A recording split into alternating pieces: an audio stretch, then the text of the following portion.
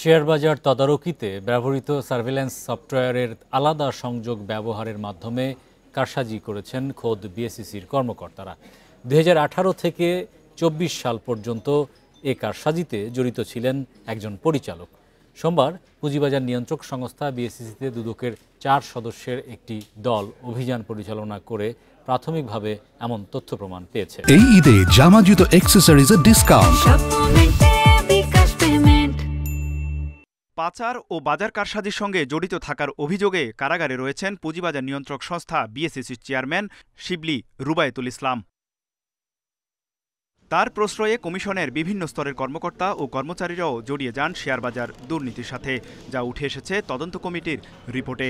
দুদকের 4 সদস্যের তদন্ত দলও বিএসইসিতে এসে প্রাথমিকভাবে এ তথ্য পান।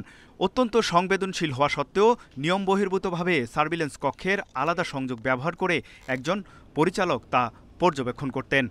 একটা ডেডিকেটেড কানেকশন যেটা সার্ভেইলেন্স রুমের বাইরে ছিল, ডিরেক্টরের রুমে, সেটা থাকার কথা ছিল না। পরবর্তীতে সেটার কন্টিনিউশন ছিল 2024 পর্যন্ত। একটা অনিয়ম থাকতে পারে, এটা তো আমরা প্রাথমিকভাবে আমাদের কাছে ধারণা হয়েছে। দুদক কর্মকর্তারা সাংবাদিকদের জানান, 28 কোটি টাকার ক্যাপিটাল মার্কেট ডেভেলপমেন্ট প্রোগ্রামের নামে সাবেক কমিশনের দুর্নীতির প্রাথমিক তথ্য পাওয়া গেছে।